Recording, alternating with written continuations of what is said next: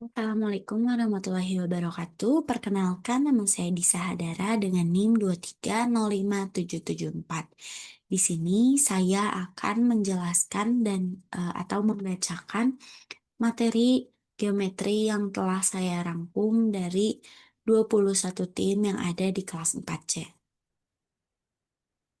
Yang pertama ada dari tim Aulia dan Isna, yaitu mengenai materi mengukur dan membandingkan panjang benda menggunakan satuan tidak baku. eh, peng- di dalam modul ini gitu dijelaskan bahwa pengukuran merupakan salah satu proses membandingkan nilai yang diukur dengan suatu nilai yang lainnya yang sejenis yang telah ditetapkan sebagai satuan.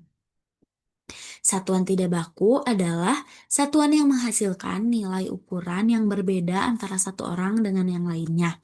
Contohnya adalah jengkal, depa, hasta, atau langkah kaki.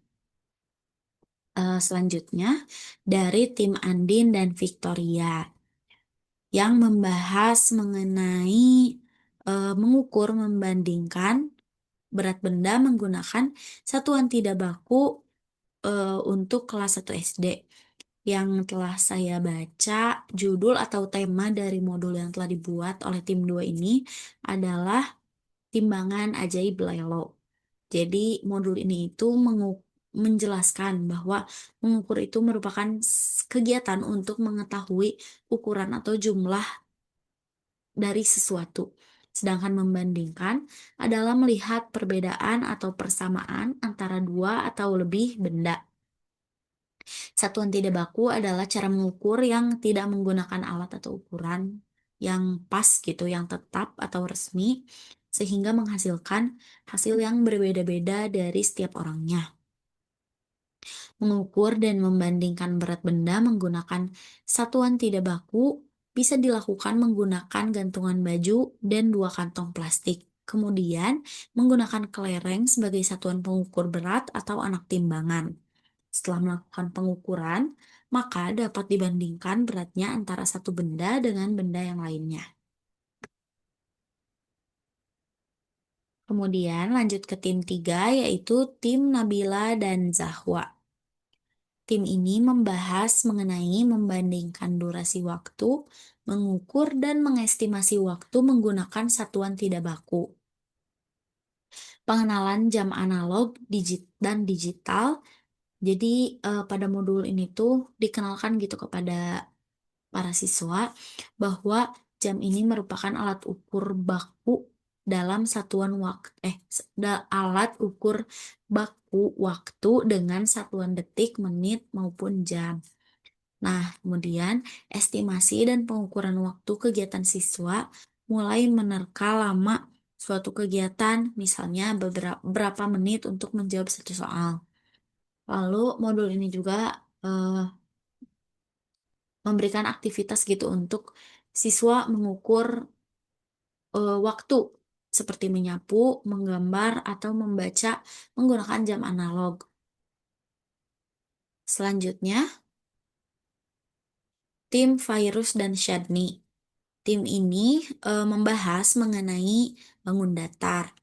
Di dalam modulnya dijelaskan pengertian bangun datar itu apa, serta jenis-jenis bangun datar seperti segitiga, segi empat, segi banyak, dan lingkaran. Kemudian tim 5 yaitu tim Syifa dan tim Putri Anggraini ini membahas mengenai bangun ruang balok, kubus, kerucut, dan bola. Di dalam modulnya dijelaskan pengertian dari bangun ruang itu apa, yaitu bangun tiga dimensi gitu yang memiliki volume, lalu ada sisi-sisi, ada rusuk, ada titik sudut. Kemudian dijelaskan berapa sisi, berapa rusuk, berapa titik sudut yang dimiliki oleh kubus, balok, kerucut, dan bola gitu. Sedangkan bola ini hanya memiliki satu sisi lengkung dan tidak memiliki rusuk ataupun titik sudut. Itu dijelaskan di dalam modulnya Syifa dan Putri Anggraini. Selanjutnya ada tim Gina dan Mayang. Tim ini membahas mengenai komposisi dan dekomposisi bangun datar yang ditujukan untuk siswa kelas 2 SD. Komposisi dan dekomposisi dijelaskan oleh tim ini dengan bahasa yang mudah dipahami gitu untuk anak kelas 2 SD. Kemudian diberikan juga contoh, contoh untuk komposisinya ini diberikannya menggabungkan segitiga dari persegi panjang menjadi trapesium atau bangun bangun datar lainnya yang baru. Kemudian contoh untuk dekomposisi yang diberikan oleh kelompok ini adalah memecah segitiga besar menjadi beberapa bagian, segitiga kecil atau segi empat dan segitiga. Kemudian tim selanjutnya adalah tim Nazwalia dan Sela yang membahas mengenai posisi benda dan pola di sekitar kita. Ini juga ditujukan untuk kelas 2 SD. Di dalam modulnya dijelaskan bahwa posisi posisi benda adalah letak suatu benda terhadap benda lain atau terhadap suatu tempat. Jadi misalkan di atas, di bawah, di kanan, di kiri, di depan, di belakang, di antara, di dalam, dan di luar itu merupakan posisi benda. Sedangkan pola benda ialah susunan yang berulang dari bentuk, warna, ataupun ukuran. Jenis-jenis pola tuh misalnya pola berdasarkan bentuk, pola berdasarkan warna, atau pola berdasarkan ukuran. Misalkan warnanya ungu, merah, biru, ungu, merah, biru, ungu, merah, biru, seperti itu. Selanjutnya ada tim Diah dan Aliesa. Tim ini membahas mengenai pengukuran panjang. Di dalam modulnya ada deskripsi satuan panjang itu apa, kemudian eh, contoh satuan panjang yang digunakan secara umum dan diakui universal itu ada milimeter, sentimeter, meter, dan lain-lain. Kemudian ada alat untuk mengukur panjang itu ada apa aja, contohnya kayak penggaris, meteran gulung, meteran kain, dan lain-lain. Lalu ada cara mengkonversi antar satuan panjang,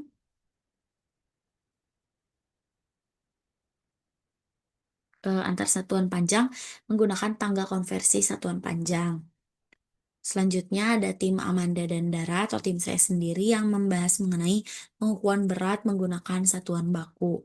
Di modulnya ini dijelaskan mengenai pengertian satuan baku, lalu satuan apa saja yang dipakai untuk mengukur berat benda yang telah diakui oleh internasional seperti gram, kilogram, dan lain-lain. Kemudian perbedaan antara gram dan kilogram untuk mengukur apa gitu. Ini ditujukan untuk anak kelas 3 SD yang bahasanya juga disederhanakan. Dijelaskan juga jenis-jenis timbangan itu ada apa saja. Kemudian dijelaskan juga cara mengkonversi dari kilogram ke gram dan sebaliknya.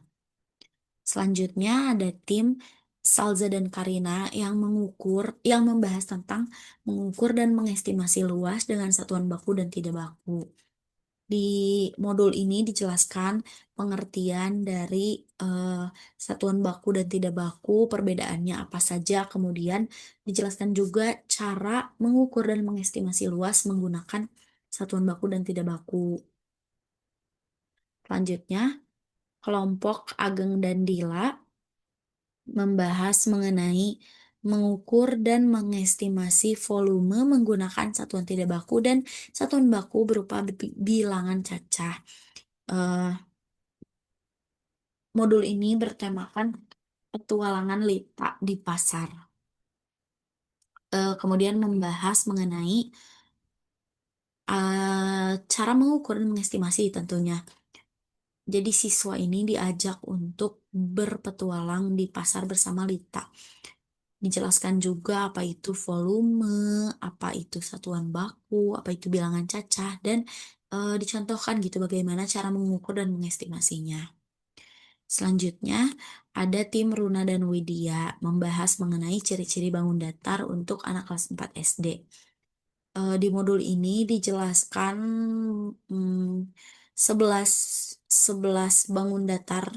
Yang pertama itu ada segitiga sama sisi, yang kedua segitiga sama kaki, yang ketiga segitiga siku-siku, yang keempat persegi, yang kelima persegi panjang, yang keenam layang-layang, yang ketujuh jajar genjang, yang kedelapan trapesium, yang ke-9 belah ketupat, yang ke-10 segi 5, dan yang ke-11 segi 6. disebutkan itu berapa sisinya, berapa titik sudutnya, terus apakah sama panjang atau sama besar itu dijelaskan agar anak-anak mudah untuk membedakannya. Selanjutnya ada tim Zahra dan Zidni yang membahas mengenai komposisi dan dekomposisi bangun datar kelas 4. Dijelaskan komposisi itu artinya apa, kemudian diberikan contoh misalkan dua segitiga bisa disusun menjadi satu persegi panjang, kemudian diberikan juga tujuannya gitu. Tujuan dari komposisi bangun datar itu apa? Lalu dekomposisi juga sama, dijelaskan pengertiannya, kemudian diberikan contohnya, dan dijelaskan juga tujuan dekomposisi itu apa. Selanjutnya ada tim Novel dan Aldina yang membahas mengenai eh, keliling bangun datar. Di modulnya ini menjelaskan pengertian keliling itu apa, terus dideskripsikan juga dan dijelaskan juga dan dicontohkan juga keliling persegi, persegi panjang, keliling bangun segi empat lainnya, keliling segitiga juga dijelaskan. Kemudian dicontohkan juga bagaimana cara menghitungnya. Selanjutnya ada tim Syafiga yang membahas mengenai keliling bangun datar gabungan yang ditujukan untuk kelas 5. Di modul ini membahas mengenai pengertian bangun datar gabungan itu apa, lalu pengertian keliling, kemudian langkah menghitung keliling bangun datar gabungan seperti apa. Selanjutnya ada tim Vira dan Salva yang membahas mengenai luas bangun datar. Siswa diminta untuk memahami konsep luas sebagai ukuran permukaan. Kemudian siswa juga diarahkan untuk menghitung luas dari berbagai bangun datar yang dari tadi sudah dibahas juga, seperti segitiga, persegi, persegi panjang, jajar genjang, belah ketupat, trapesium, dan lain-lain. Kemudian tim selanjutnya yaitu tim Saskia dan Afik yang membahas mengenai menghitung luas bangun datar gabungan. Dibahas gitu bangun datar gabungan itu apa, deskripsinya, kemudian cara menghitung luas dari bangun datar gabungan itu seperti apa, yang bahasanya juga mudah dipahami gitu untuk anak SD. Selanjutnya tim Amanda Alia dan Putri Monica. Tim ini membahas mengenai menghitung durasi waktu dan besar sudut. Dijelaskan satuan waktu itu apa, kemudian dijelaskan juga sudut itu apa, kemudian ada juga cara-cara menghitungnya dijelaskan di dalam modulnya. Selanjutnya, tim Nisrina dan Sinta. Tim ini membahas mengenai mengkonstruksi, mengurai bangun ruang, dan visualisasi spasial. Di dalam di dalam modulnya ini membahas mengenai deskripsinya gitu. Deskripsi dari bangun ruang itu apa, kemudian mengurai bangun ruang itu seperti apa, lalu visualisasi spasial itu apa, kemudian dijelaskan juga gunanya mengkonstruksi, mengurai bangun ruang dan visualisasi spasial itu apa. Selanjutnya ada tim Nurul dan Sulin yang membahas mengenai membandingkan karakteristik bangun datar dan bangun ruang. Bangun datar itu apa gitu dijelaskan, dideskripsikan, kemudian dideskripsikan juga bangun ruang itu apa dan dibandingkan perbedaan antara keduanya. Eh, Siswa juga dijelaskan bahwa kita bisa eh, menemui bentuk-bentuk ini di barang-barang di sekitar kita gitu. Selanjutnya tim yang terakhir yaitu tim Hazmi, Salma, dan Salsa. Membahas mengenai menentukan lokasi pada peta yang menggunakan sistem berpetak. Materi ini berfokus pada pengenalan dan pemahaman konsep koordinat kartesius sederhana pada siswa kelas 6 SD. Di dalam modul ini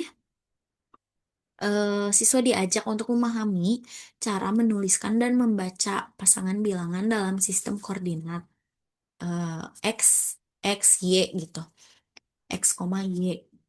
Pembelajaran dikemas secara menarik melalui aktivitas yang cukup interaktif gitu. Disebutkan juga hal-hal yang harus diketahui oleh siswa sebelum melakukan atau mempraktekkan.